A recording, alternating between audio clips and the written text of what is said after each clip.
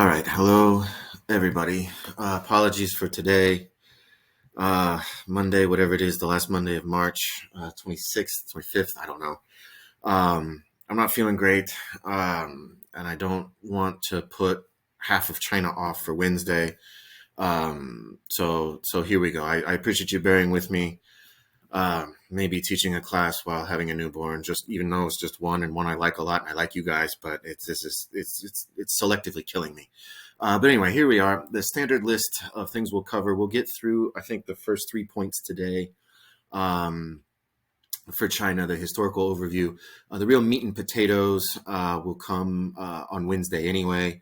We'll get into the more contentious, interesting things, although I do start with Xi Jinping and Taiwan. So, I mean, feel free to, we'll obviously talk about both the man and the island on Wednesday. But here's China, another very large country, not quite as long east and west as Russia.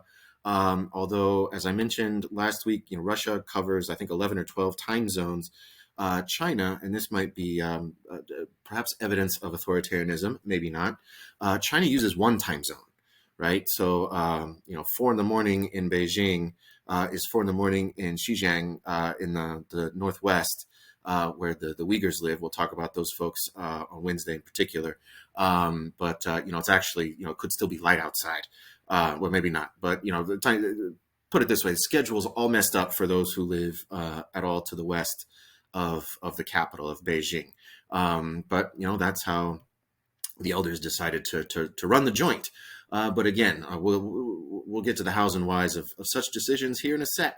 Why study this case? I'm not going to do this exercise on my own here, so I'll just click through here. But long history. We're not going to talk about a lot of that history. We're going to focus really on the 20th century, and particularly the latter half of the 20th century, when we think about China, in no small part because it's such an important country right now. And although I'm very much a fan of history, I very much want to focus on the now at present. It is still, as far as I know, the most populous country in the world. India is hot on China's tail regarding population and population growth. Because China intentionally hit the brakes on its population growth in the 70s and is dealing with some weird consequences of that now, which we'll get to down the road. It's also a country, it's also the second largest economy in the world.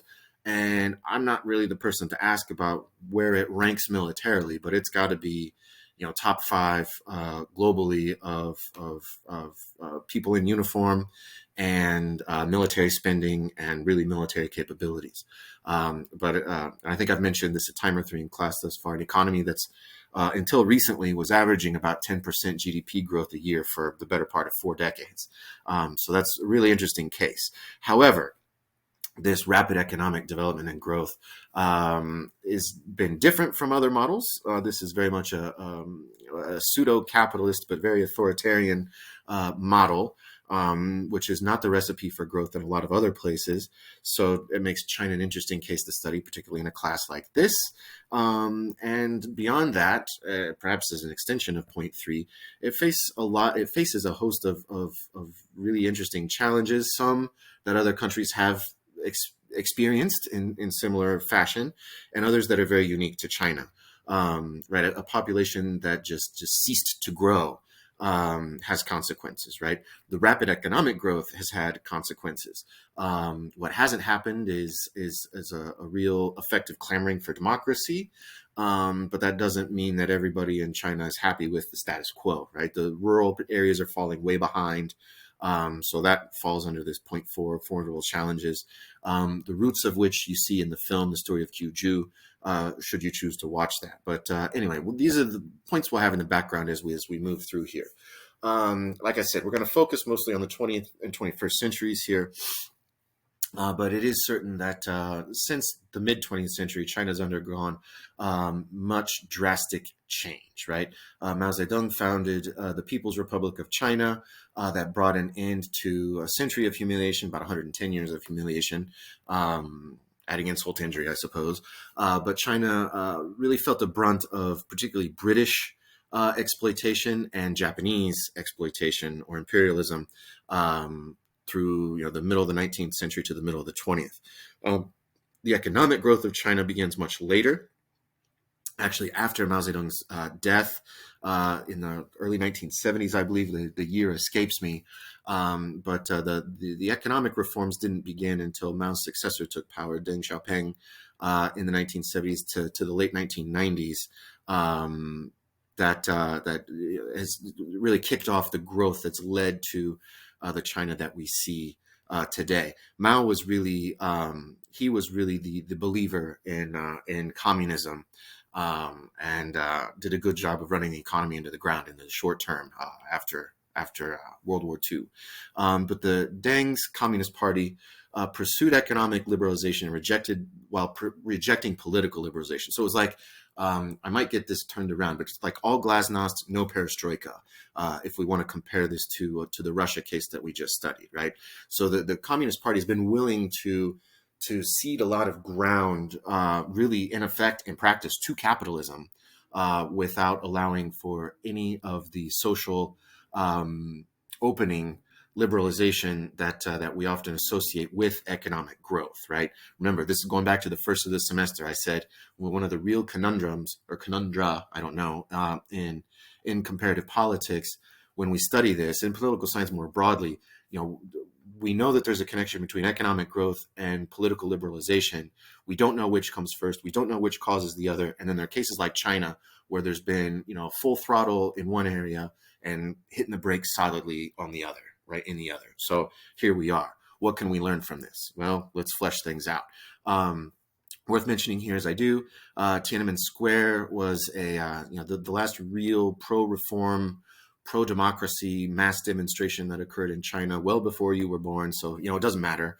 In 1989, I was a kid glued to the television at 11 or 12 years old, however old I was at the time, fascinated by what was going on. The hyperlink here will be listed in the T-Learn below the PowerPoint, or I'll post the links here before I post the PowerPoint, because I won't post the PowerPoint till after class on Wednesday.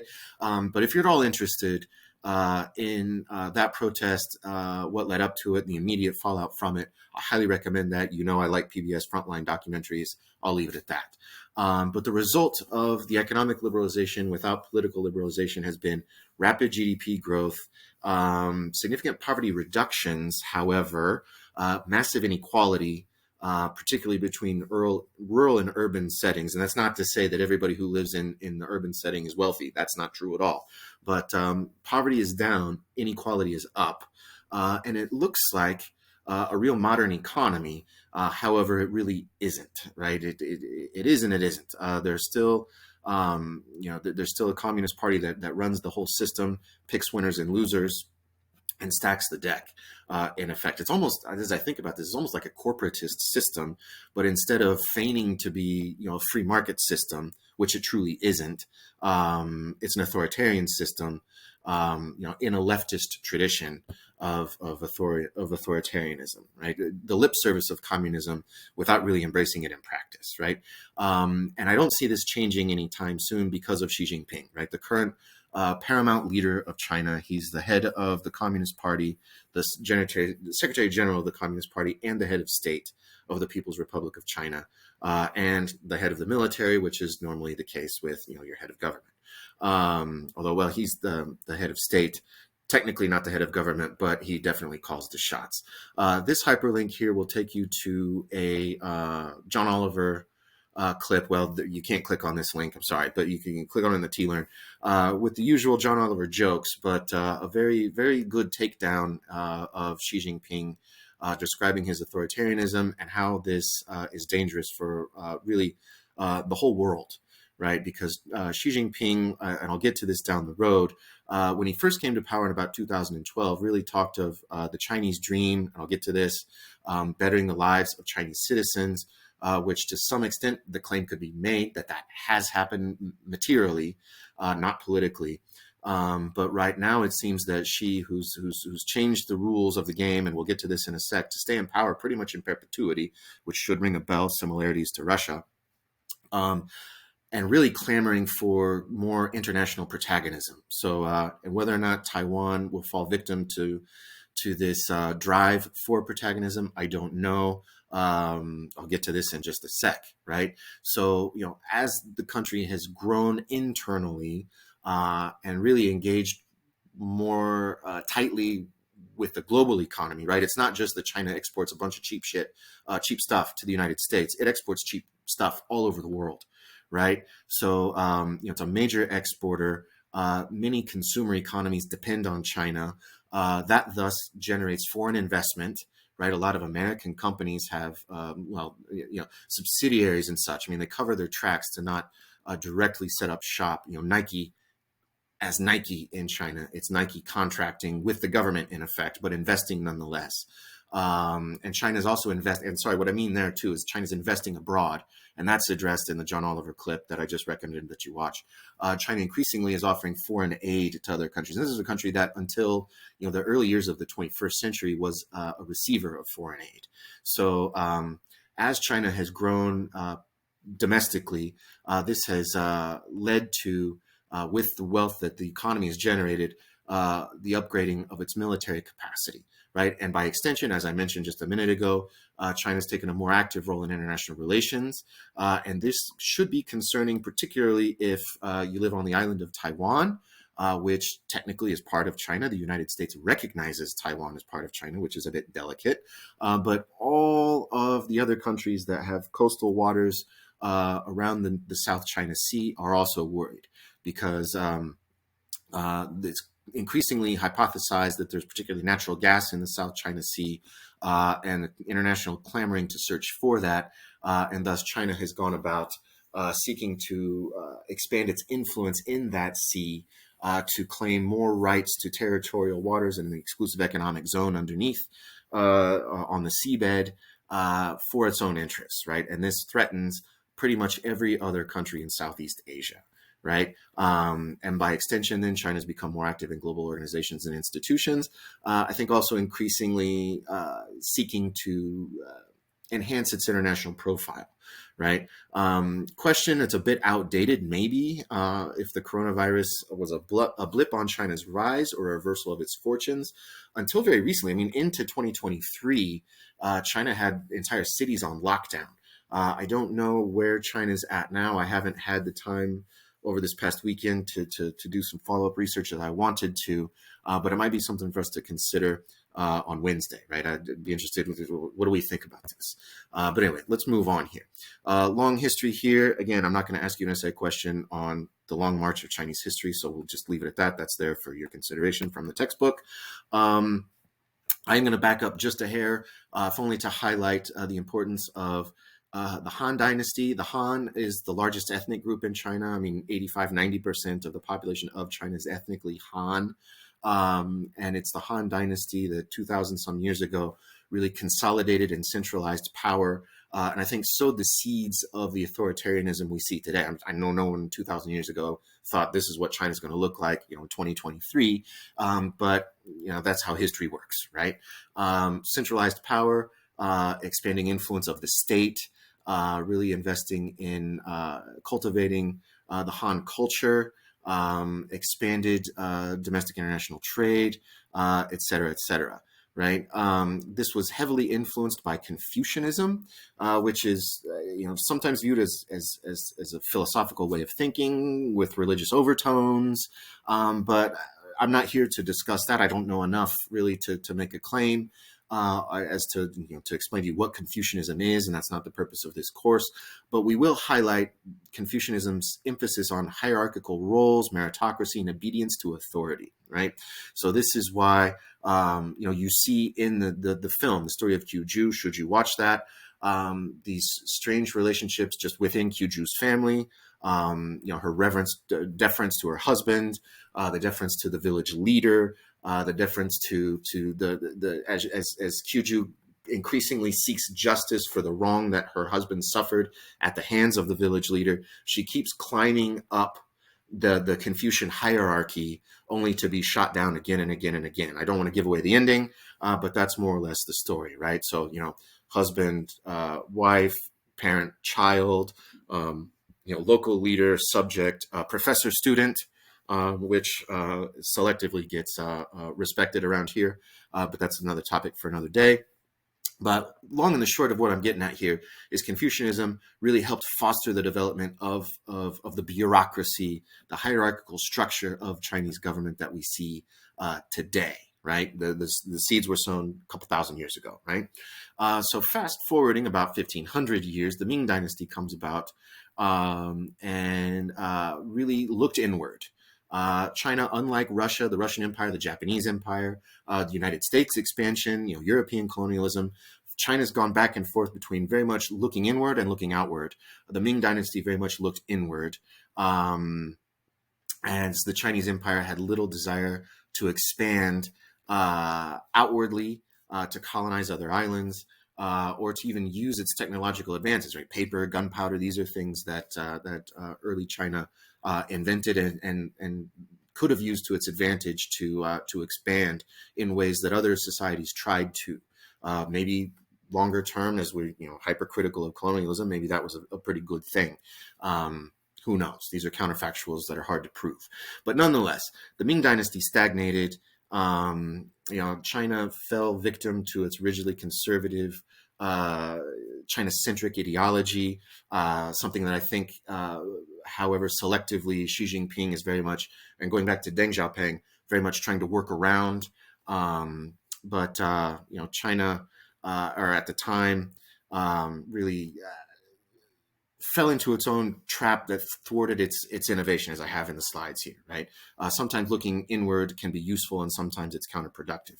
But China was able to look inward, and China in Mandarin calls itself Zhongguo, right? It's the center country. It's the center of the world, right? Which, if the United States called itself the center of the world, we'd be hypercritical of that and use it as evidence of our own egotism. But that's what China is called. But that lack of geographic danger, right, as the vast majority of the Han population, of Chinese population, has always lived on the eastern coast of the country, made it easy to look inward, right? It minimized geographic danger from Southeast Asia, from the Russians, and decreased competition, allowing the country to look inward and grow that way, right? But by the 16th and 17th centuries, Europeans start to stick their nose in China's affairs. This led to the first Opium War between the British and the Chinese in the mid-1800s, right, kicking off the century of humiliation. That led to China turning over Hong Kong to the British, which remained in British hands until 1997. Fast forward from there, we're up to the Qing Dynasty. That was overthrown. China was declared a republic. That was short-lived. The country found itself immersed in civil war by the end of World War II. I mean, China was nominally a participant in World War II against the Japanese in particular. But more importantly than World War II to contemporary China was what happened immediately after, right? You had a breakdown between the Chinese Nationalist Party and the Communist Party, which had united during World War II. The KMT, the Chinese Nationalist Party, was thrown out of mainland China and sought refuge in Taiwan, which is why the tension exists today. But Taiwan has long been anti-communist and very pro-capitalist and much more pro-democratic, not always, but more recently than China. And as the KMT really sought to modernize the country and move away from rigid hierarchical Confucianism and the authoritarianism that came about with it. Chiang Kai-shek is the name that's usually associated with the KMT. His regime was very dictatorial, right? I mean, today we talk about Taiwan as this literal island of democracy in a relatively non-democratic region, but it was not always that way. Chiang Kai-shek was quite dictatorial and corrupt himself in the 1940s. I forget when he died and when Taiwan really reformed democratically. But anyway, again, the Communist Party and the nationalists had been unified briefly, briefly, then not, then briefly again when Japan invaded China. I don't know really what else to say. I can't say much more of this. I'm talking in circles. So I'll keep clicking here. We know World War II ended with Japan's defeat, and it was the Communist Party that was strengthened by the war, and the KMT was weakened, which again here, I've already mentioned this, led the Chinese nationalists to flee to Taiwan as the Republic of China, the People's Republic of China was established, right? Republic in name only. I mean, republic, I guess, in the sense that, yes, people do represent other people. They're just not democratically elected, right? This new communist regime started out very rigidly, very organized, with great legitimacy, much hierarchy, logically in alliance with the Soviets. The Chinese Communist Party modeled its domestic system after Stalin's Russia. However, during the Mao Zedong years, the early years, but by the time Mao passed away in the 1970s and Deng Xiaoping took over, you had a real break between the Soviet Union and China, as again China sought to open up its economy, hit the brakes a bit on the economic control that's usually present in a communist system to bring about greater change, right? Because a lot of people died during Mao Zedong's reign over communist China for out of hunger, lack of effective management of the economy, really agriculture and industrial production, right? So Deng encouraged gradual privatization of these things and cultivated relations with capitalist countries, right? The United States under Richard Nixon, 1974, right at the end of Mao's life, the United States and China opened up diplomatic dialogue that sowed the seeds for why Walmart is filled with Chinese crap today. But modern China, again, accepted economic liberalization, but not political liberalization, right? Like I said, all glasnost, no perestroika, right? The Tiananmen Square protests were a real turning point, very evident to outside observers, even, adolescents at the time, like I was, that this country ain't democratizing anytime soon, right? And to this day, China is still very authoritarian as the Communist Party maintains total monopoly over society and the political system, right? So let's talk about the political regime here briefly. This is centralized authoritarian rule, power held by a small cadre of leaders who really are not accountable to the citizenry and really not bound by the rule of law. And these 2 points, again, to beat the dead horse, you will see play out at the most local level and at least at the regional level in the film The Story of Kyuju, right? That local leaders, in the case of the film, the local leader is not accountable to this the citizens that he lives with and not bound by the rule of law, right? That ultimately political authority flows from the party elite to party members and downward to the people, right? So that's just a real, I think, honest characterization of Chinese society today. However, at the top, going back to the Mao years and the failures that Mao oversaw, that again led to the deaths of millions of people, there's been a fear of the risk of an unconstrained power or a bad emperor, which she has managed to work around at present, right? The attempts to reduce the risk of bad emperor included collective leadership, which increasingly is a fiction in practice, an attempt to recruit leaders on the basis of merit, devolving decision-making to local leaders, establishing mandatory retirement age. Yes. But since assuming power, Xi Jinping has weakened all of these institutions. And this hyperlink will take you to a shorter, I think it's about a 7-minute take on Xi Jinping and the reforms that took place late 2022. This will be to the PBS NewsHour. I suggest you watch that, perhaps even before you watch the John Oliver clips, as fun as they are, right? But there are formal rules here regarding the National Party Congress, which is not officially part of the party, but in effect is subservient to the party and thus is more akin to a national party convention within the party, right? The party leaders determine the makeup of all offices before any ballots are cast, right? All voting that takes place in the National Party Congress is really a fiction that's meant to just rubber stamp decisions already made by those higher up the food chain. The John Oliver clip on Xi Jinping mentions this as well, right? Votes that are like 3,000 to 4, that really just don't reflect any honest, open decision making. What I have here with political institutions, parallel institutions, this is from the textbook, as you can see. as you might recall if you've read the textbook. But you have the party organ uh, on the left hand side and the government on the right hand side. And the party is really more important than the government. That's just how it works. And that's how it's always been. The government is subservient to the party, right? So when we talk about, when we talk about one party systems, if we're talking about a democracy like Japan, and Japan came up a couple days ago when we're talking about Russia and a one party system with United Russia. This is what I mean really of the dangers of a one party system, right? There is no effective other party. Legally, it doesn't exist, right? There's no space for it, no political air for it to breathe. So this is very much an authoritarian one-party system. And the fact that the party controls the government and that the party is not responsive to the government, or the government institutions are less important than the volition of party leaders, illustrates that point, right? So again, when she first came to power, Xi Jinping, there were elements of this inward-looking China, right, calling for Chinese national rejuvenation and modernization, the Chinese dream, that some have benefited from, right?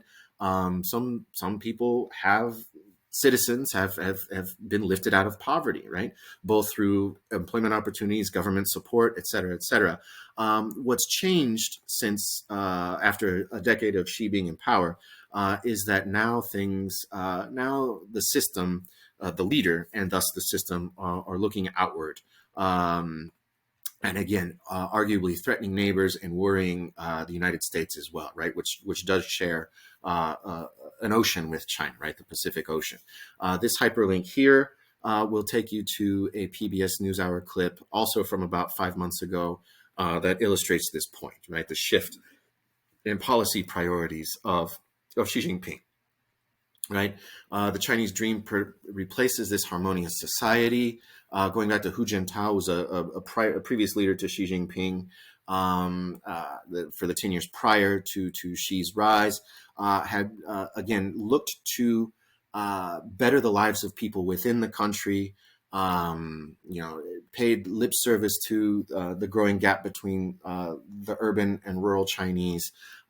This is now taken a true back seat to Xi Jinping's desire to grow global influence of China, around the world, whether that's in developing countries by trading investment monies for natural resources, or militarily in its own neighborhood. But here you see this structure of government that we've seen for lots of other countries. You see the actual lines of control, the formal lines of control. Nominally, the government should really have more power than the party, but it's the other way around, right? It's the party that really sets the agenda for the government to follow, right? And they're really one and the same. But instead of just being honest and saying the party controls everything, there's this fiction of the party working within the confines of the state. This is Xi Jinping and Li Qiang. You might recall, and maybe this came up, I haven't rewatched all of the videos, but in the clip from 2022, the PBS NewsHour clip, the guy on the right was removed from a meeting, the party congress last time around. Sorry. Li just stepped down as president. I don't know who's replaced him, but it was the previous leader, Hu Jintao, was taken out of, physically removed by security at the previous Congress, late 2022. I don't know. I should know who's taken over for Li, but he was scheduled to step down as policy would dictate, as she should have stepped down, but she did not, right? So she has changed the rules of the game. And will be in power in perpetuity, as far as we know from the outside. There is a legislature. It shouldn't surprise us that it's unicameral. It's not that unicameral legislatures are ipso facto less democratic than others, but I think given the circumstance, it's pretty clear. It makes it easier to rubber stamp decisions made by the higher ups, right? Indirectly elected for 5 years, et cetera, et cetera. Right? There are elements of democracy here. Hence the people's republic, but really in practice, all top leaders must be members of the Communist Party. There again, you see the fusion of the two. Um, there is nominal leeway to pass laws and amend the Constitution, but really that's not the case. It just the legislature rubber stamps decisions made by those at the top, and that begins with Xi Jinping, right? The judiciary, again, you'll see this in the film, rule by law rather than of law. The judicial system, like the entire governmental system, is subservient to the party hierarchy. There was no criminal code until the 1970s. That does exist today. I don't know really much more to say about that, but again, you'll see how the criminal code is employed in practice in the film. It really is a relevant film to China. It's boring. It's a bit slow. I apologize, but it's an excellent film. I can't speak highly enough of it. Some attempts at reform. Xi Jinping, when he came to power in 2012, did a pretty good job of cleaning house. Those who are pro-Xi would say this was a rightful and overdue attempt to eliminate corruption within the system. It was also just a great way to get rid of political rivals for Xi Jinping, right? I mean, there were people thrown in jail, people thrown into labor camps, people executed who were merely just accused of corruption in various forms. Which again really was just meant to send a message analogous to Putin, right? And the oligarchs. Play by my rules and benefit. Don't play by my rules and you'll suffer, right? And we'll make up a reason to do that. Local government, I don't know really much to say about this. I'm not an expert on China at all, but the central structure of parallel party government rule is replicated locally. Around 34 provinces, lots of counties, lots of townships, lots of villages. And again, you see this hierarchy play out in the film as Kyuju seeks justice for the wrong her family suffered at the hands of a local leader as she climbs up the chain of command, if you will. Anyway, I can't really speak to the recent experiments with limited devolving of powers or local democratization, but supposedly, yes, there are increasing mechanisms to allow for local collective decision making that might look superficially like democracy, but again, I think if decisions are made that would go against the state and thus the party, they would be quashed. But anyway, I'm going to stop here for now. We'll pick up at this point on Wednesday. Again, I apologize for today. I'm just not really feeling up to coming into class. So there we are. But I appreciate, as always, your time. Take care now.